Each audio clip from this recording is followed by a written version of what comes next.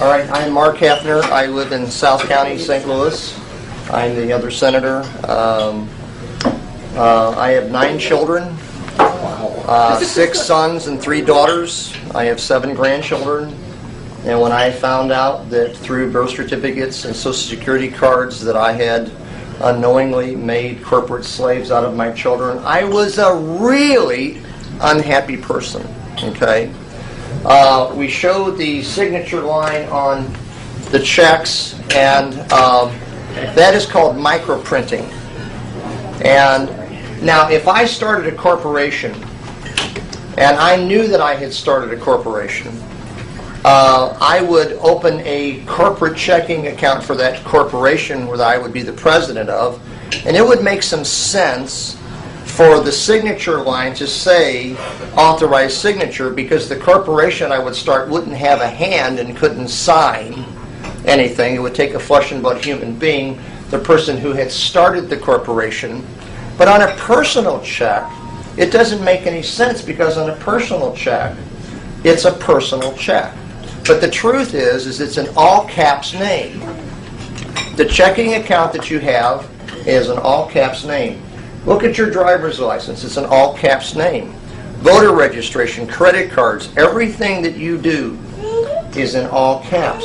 They have created a corporation out of you, and on the checks, in order for it to be valid, the authorized signature of that corporate account needs to sign it. What do you know about fine print? When they put fine print on a document, the finer the print, the more important it is to them, and the more they don't want you asking any questions about. I have run into almost nobody that knew that that signature was on there unless they were part of some type of a patriot movement. And it's hidden in plain sight because it has MP right behind it, which stands for microprinting. But nobody seems to catch this because it's hidden in plain sight. So the corporate identity thing is basically like me sneaking into your room when you're a baby, or sneaking in with your mother at the hospital when you were born, and basically stealing your identity and creating a corporation that you're actually the owner of, okay, but you don't even know that it exists. And then the initial public offering of that corporate entity is offered through a birth certificate bond. You can get as many copies, certified copies of your birth certificate as you want, but you can't get the original. Why can't you? The reason you can't get the original is because it was sold on the Securities Exchange as an initial public offering. I was born in the mid-50s, and the initial public offering of my birth certificate bond was sold on the Securities Exchange for about $600,000 in 1955. I have a 2-year-old. The initial public offering of a 2-year-old these days is about $2 million. It really is identity theft. All of these original security bonds, okay, that accrue value as they're used in commerce, and the value of the bonds go up, are actually held in each of the Federal Reserves all around the country. Now, a bond yields its profit to the person who is in possession of it when it matures. Guess when your birth certificate bond matures? When you die. And when you die, the person who, or the corporation that's holding the bond, will keep all the profit that that bond has generated. At my age, with the amount of commerce that I've done and the business that I have run, it's an estimate that I've probably got between $5 and $10 million is the actual value of my current bond. But because I'm not in possession of it, and I'm not even supposed to know that it exists, all those assets based on my identity have done me no good whatsoever. So how did we get into this mess? When we were being formed as colonies, it took a lot of money to get all the supplies and ships and everything over here to form the 13 colonies. British bankers and the British Crown put up a lot of dough. Well, they were happy to put up the dough because as long as they owned the colonies, they knew that the resources of this over here would pay them back a very good return on their investment. But when we broke away from them, now they had no return on their investment, and they had a legitimate claim of debt against us. If we weren't going to be theirs anymore, we needed to repay them for what they had invested to get the colony started. It was a legitimate debt that we owed when we were formed. There are sentences in the Constitution that read that the debts under the Confederacy are continued under this Constitution. So the Constitution is also an agreement of debt to the British and to the French, because we asked the French to help us defeat the British, and they wanted to be paid back for their military expenditures. So we basically were broke when we became a country, and what we didn't know, or I didn't know, is that the bank note when other countries loan to a country is a 70-year note. So the 70-year note comes due when Lincoln is president. They don't have the money under Lincoln to pay off the note. So Lincoln doesn't want to give the public lands of the 13 colonies and the public lands of the Louisiana Purchase back to the Europeans in a foreclosure. He'd rather have that not happen on his watch. So he says to the European bankers, can we renegotiate the loan? And they said, well, we might do that, but we're going to want some upfront money, we're going to want better terms, and we're going to want more collateral. Under Lincoln, there were now 34 republics, many of which were not, part of the original 13, weren't part of the Louisiana Purchase. And he went to them because what the European bankers wanted was they wanted the public lands of all 34 republics to be held as collateral against the new national debt for the next 70 years.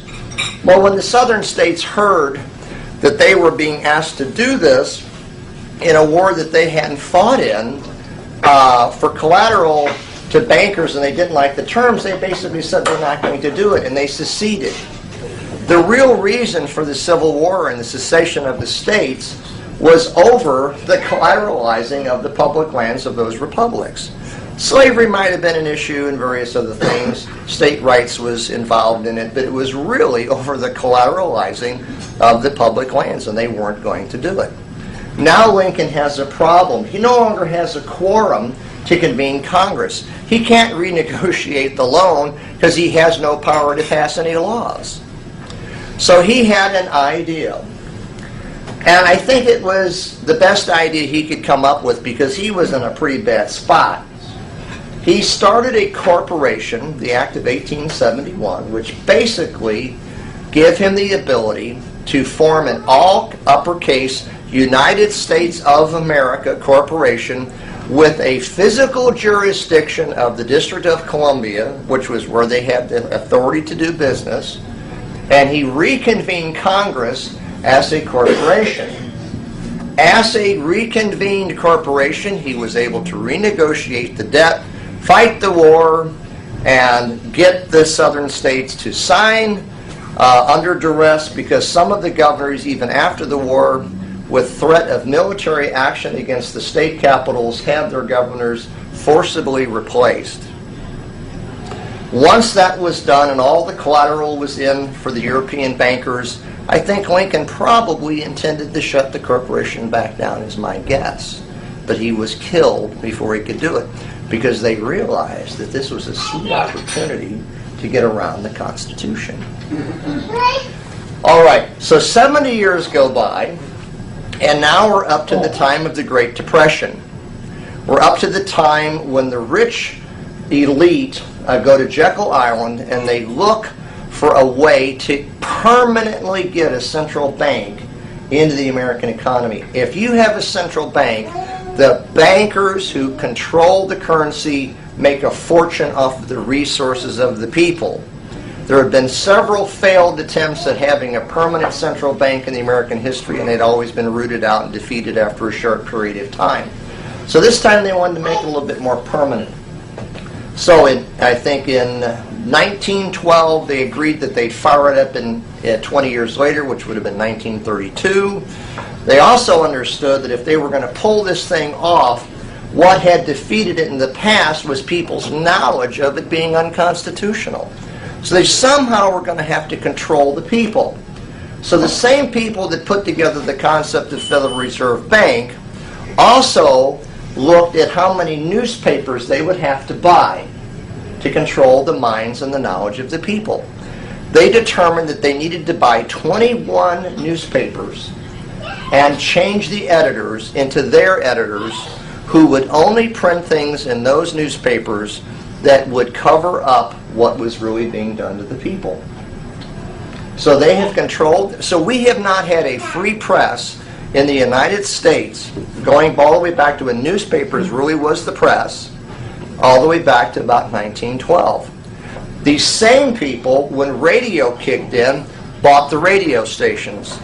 The same people have bought the television stations and the satellite and the cable stations. The knowledge that we are sharing here today has been spread abroad to at least 30 million Americans because of the internet. They haven't been able to control the internet like they have the newspapers, the television, and the radio since 1912. So the ability for us to go all around the state and all around the country and find people that are aware of these deceptions is because of the internet. So the internet is bringing down the corporation. Now, so in 1929 they crashed the economy. 28 they redistribute the wealth back. They take away the gold by making us enemy combatants, and they give us worthless Federal Reserve notes for our gold, made it illegal to own gold, bullion. They wanted additional collateral for the next 70-year term. They already had all the public lands. What do they want this time? They want the private lands. So they never put it to a vote to the American people that, hey, we don't want to be foreclosed on. So would you all mind having your private lands, houses, and farms put up as collateral against the national debt so we can spend foolishly for another 70 years and make ourselves rich as politicians at the expense and the risk of your private property? They never asked us that. They just did it. Okay? So by 1933, they had collateralized our sweat equity through birth certificates and made commercial entities out of us and stolen our identity. They had also put our private property up for collateral against the European debt.